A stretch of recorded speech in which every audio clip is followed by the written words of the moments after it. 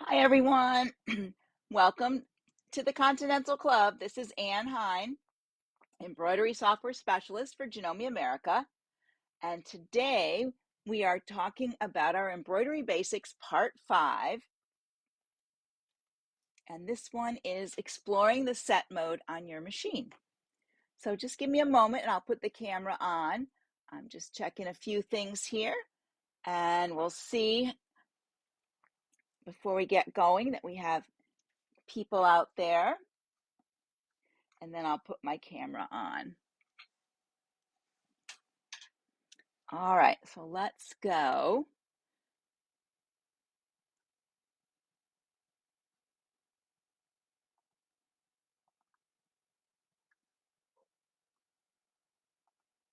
Here we go. So welcome everyone to the Continental Club. As I said, I'm Ann Hein, embroidery software specialist. And today on the Continental Club, we're going to be going over the set mode of our machine. Now, the CM17 has a set mode for the general settings, which is the whole machine. We have settings for the sewing side, and we have settings for the embroidery side. And many of our machines have these settings.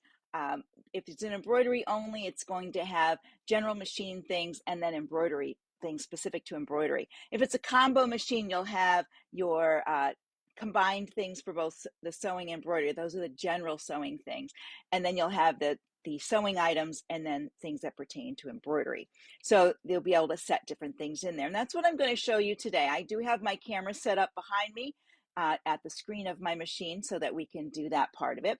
If you have any questions, be sure to post them in the comments below and then I'll come back and check those. I don't always have time during the video to peek down there, but because I'm going to be stepping over by the camera. So let's get going over there. I'm not sure if many of you have explored the set mode to see what is there, but that's what we're going to do today. We are going to explore the set mode and check that out. Oh, there's our cute Miriam.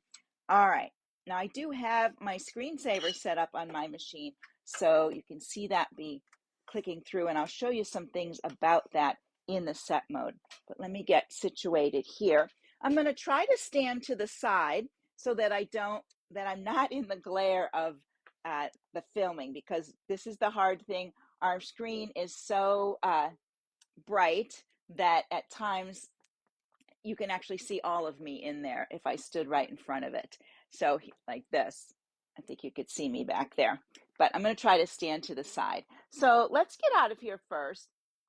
And it doesn't matter if you're in sewing or embroidery, but your set mode will always be at the very bottom of your screen down here. Okay, and you're really not missing anything on this far side over here that way, because it's just all black over there. So I tried to give you the best view that I could so that you can see really well. And I may zoom in a little bit too if I can once we get a little get going. So you'll find your set mode at the bottom. So you check, it's a little gear. On some of them, I think it's like a little wrench too. You could look there. And then you look across the top. These are our settings area right here. This is the general settings that are for the whole sewing machine. This is for the sewing side. This is for the embroidery side. This is where you do your Wi-Fi. And this is where you could change the language on your machine. So those are the things you would be looking at. I'm trying to figure out, there's like a glare at the very bottom of this. I don't know where that's coming from. Oh, I see. Maybe it's that. Everything is glary with this machine. So I have lots of black fabric laying about today. Maybe it's something from over there. I'm not sure where it's coming from. There we go. All right, so we'll just go like that. All right, so in the regular settings, you have a few items. There's 4 pages of regular settings, but I want to point out here, this is important, your inch and millimeters here. So if you wanted to change your machine to be in inches, this is where you would change that. And whenever you make a change, after you get done doing all your changes, you would select OK. You don't have to select OK between each setting. You just would need to select OK when you got to the very end. So there we go. Just trying to figure out that one last piece. No? All right. So, and you would just page through this way. All right. Now on this one, the second page in the general settings is your standby timer. That's how long your screen will stay on, your screensaver, whether you have it turned on or off, and then if you wanted to delete any of your screensaver, or you can import using a USB stick, or you can send them over by Wi-Fi. There are those options. Okay, so, and then down here, this is important. This is your auto off time setting. And what that means is when you leave your machine on and you're sewing, that's fine. And then you walk away. Mine is set at 3 hours. So at 3 hours, it will actually turn itself off. That's kind of new for us, that turning off. And you can actually hear your machine make a little click when it goes off. Because one day I came back here and I'm like, my machine is totally off. Who did that? And but it's the machine itself. So you can set that to whatever you want. If you only want it to stay on an hour, you know, as long as you're using it, it'll stay on. But when you stop using it from that point to an hour, that's when it will turn itself off. So I have mine set at 3. And those are the only ones on there I really wanted to go over. On your sewing side, you have different things here that you can work with. These only pertain to sewing, but let's look at embroidery because this is our embroidery basics. So we're going to look at the embroidery side of things. And let me double check. Doing good over there. All right.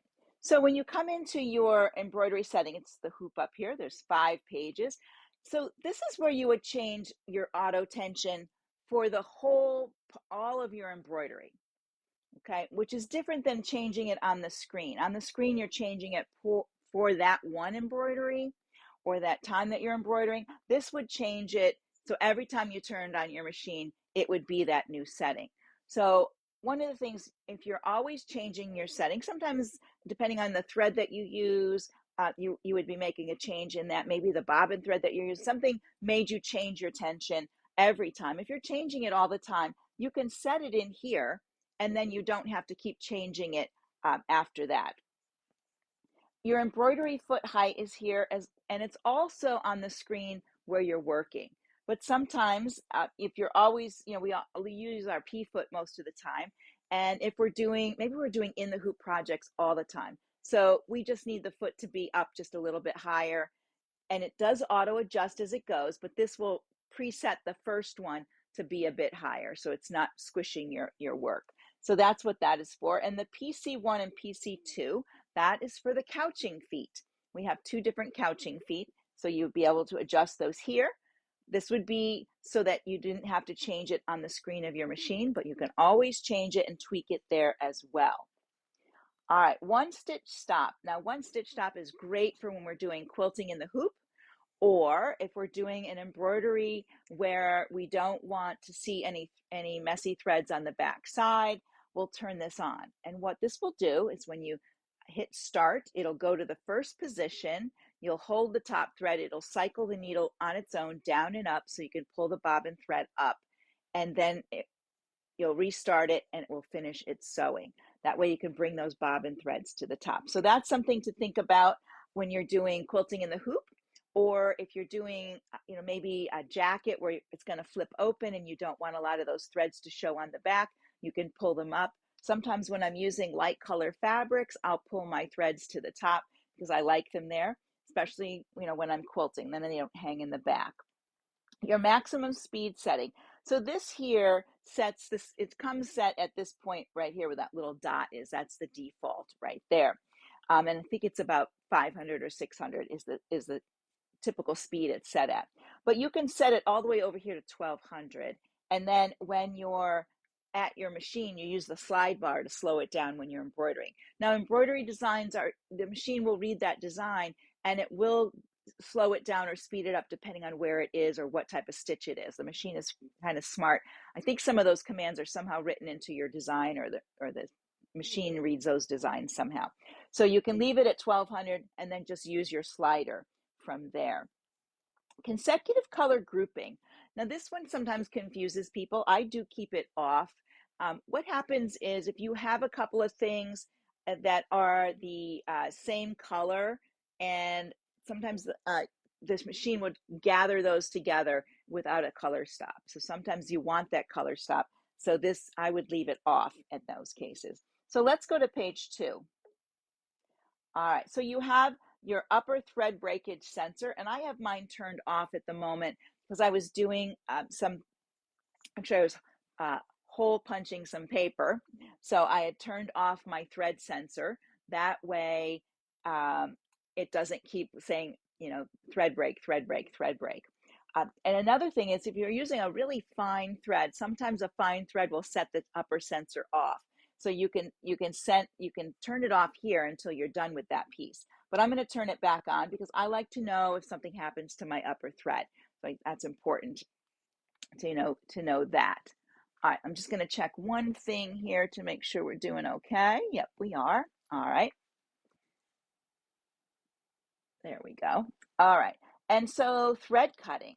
Oh, wait a minute. Bobbin thread remaining sensor. You could turn that on. I like it on because this is the optical light. So it's has a little light beam that checks your bobbin, and when it sees that it's a certain level, it will alert you that you don't have enough bobbin thread either to finish a section or sometimes it happens in the middle of an embroidery section that you're working on. It'll tell you, or when it changes to another color, it'll tell you you don't have enough bobbin thread for the next section. Now you could come back in here and turn it off and then let your machine keep stitching to finish off that bobbin if you wanted to. It depends on, then you have to keep an eye on it. But you can keep that. I usually keep it turned on. I like it to let me know.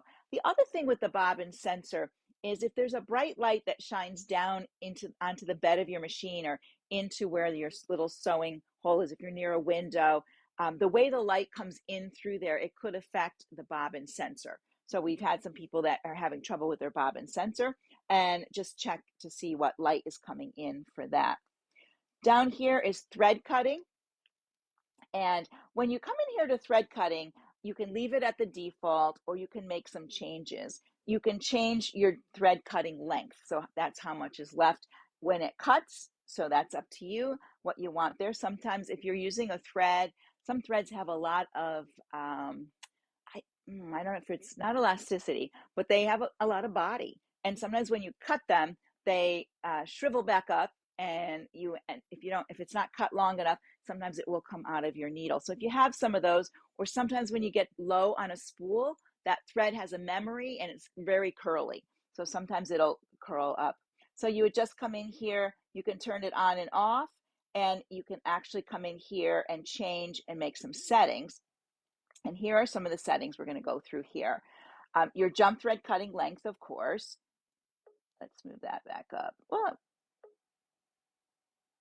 There we go.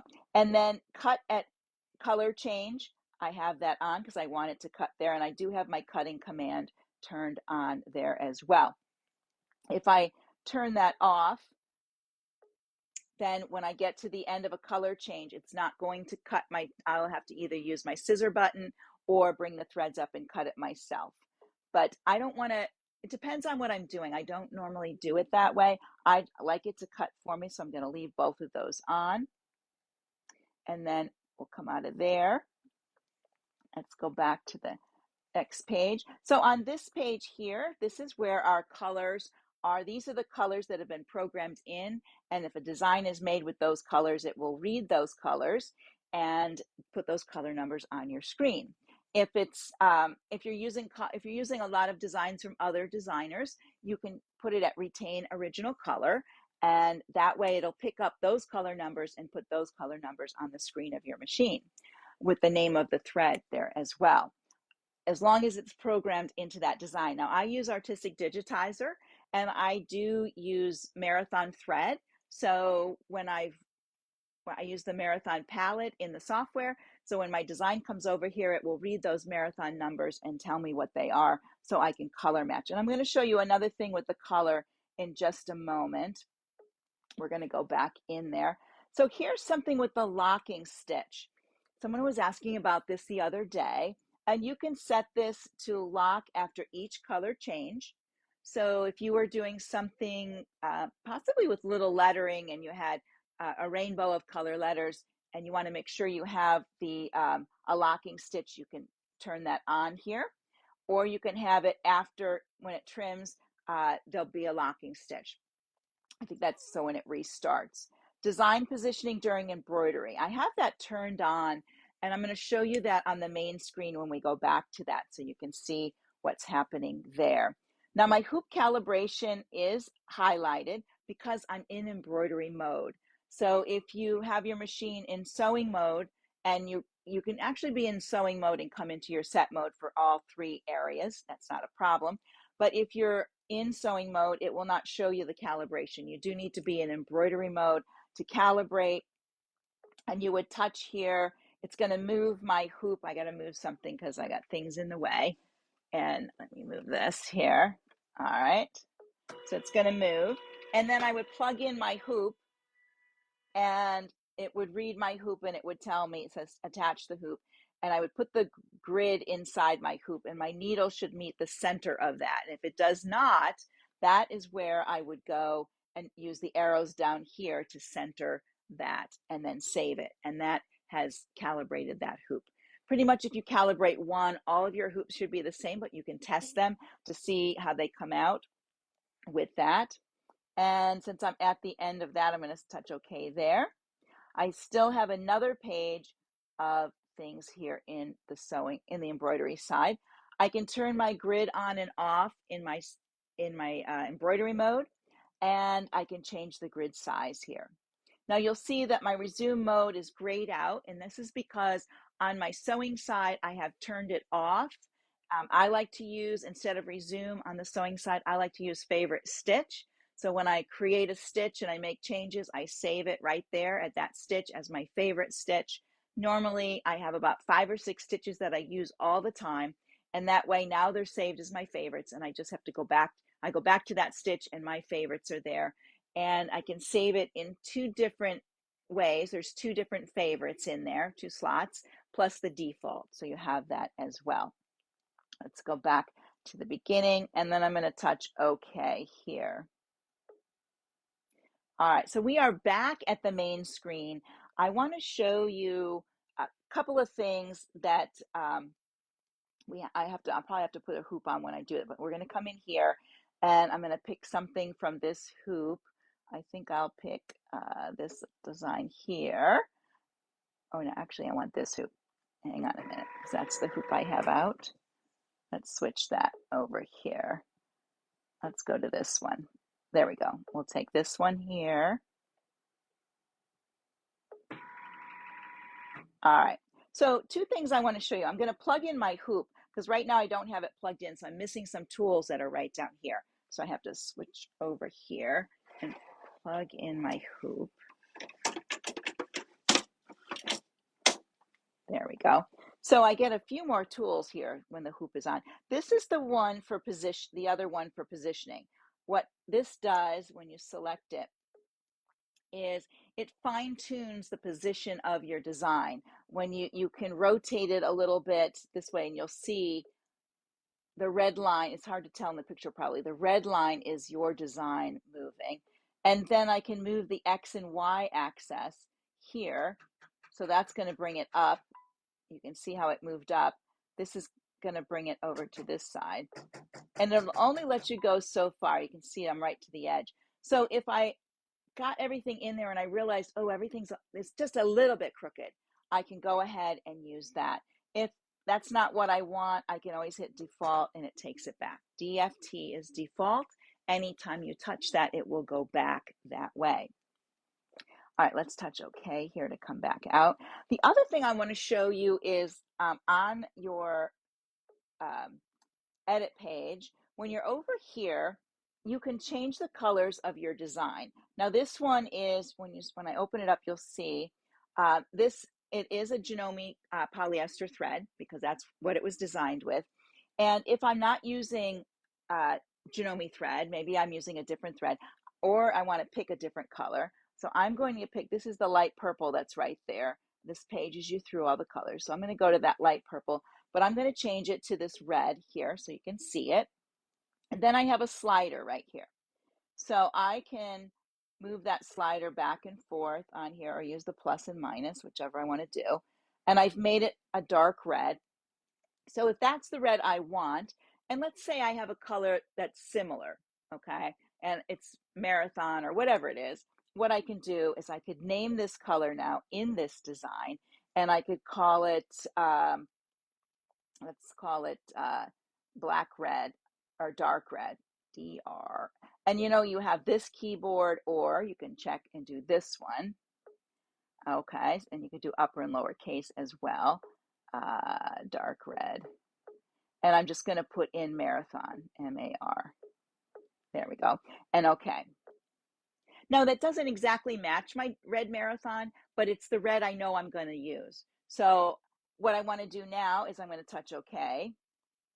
And then I would save this design to my machine using the folder right here. Oh, let's not do that. Do that there. And I could come in here and save this design so that I know next time I pull it up, it's going to have the color numbers of the colors or the color names of the colors that I used with that design. Okay. That way, if you're doing something over and over and over, you can change the color names. Now, you don't have to use the slider and pick a different color. You could just name each color a different name if you wanted to as well. So you have to save it though, because once you send it to the sewing machine and come back, those colors are gone. So you make sure you save it so you always have it. In here, you would touch the pencil, write your name or what you want. I'm just going to put A and OK, and then OK. And then this design is saved in the EMB folder underneath the, it's in the EMB folder, but it's off to the side. I have the right, left arrows. I can come over here and I can find that design. It's actually in the, this is the RE20 hoop. Got to keep going. Here's my RE28, and here's my design right here. So it's back, and I have those colors saved. All right, so that is all of our set mode. Let's look at it one more time here. So I've gone through machine settings a little bit. Those are the sewing ones for you to explore, and here are your embroidery ones. So I definitely would go in here and take a look at those settings, see what things that you want to change, make them specific to you so that they work, your machine works for you. That's what we all like. We want to be the masters or mistresses of our machines. All right, so I'm going to put the camera back on so I get back in position here. And I don't think I have any questions as of yet. I will double check just a moment here. Let me get back. All right, there we are. Whew, okay. Oh, there we go. All right, so I want to let everybody know, thank you for joining me today in the studio. This was Embroidery Basics number 5. There are 4 others. You'll find them on the Continental page underneath the where it says media or videos. They're under there. I was organizing on this page and I have to get back to it. I keep getting pulled away, and sometimes when I try to organize the videos on there, Facebook slows down to a snail's crawl, and it lets me do one video change, and then I can't get any other done. So it's a slow process, but they're all there underneath the videos, even if they're not sorted. And I try to put mine up with a little title or the Continental Club logo that I use, so you'll be able to find them a lot easier. Yeah, and you know, that is a point someone's making. Our set mode, many of the things are the same from settings we had a long time ago.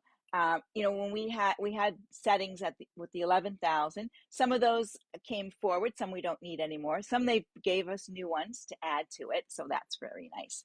So that's a great thing. I've always liked the set mode on our machines. I like the general settings. I really like to set some things to myself, screen brightness, whether my lights are on or off. All of those things are important to me and how I sew. They might not be something that you want, so you can set it your way, which I really like. All right, everyone. Thank you for joining me today. I hope to see you again in the studio soon. Bye for now.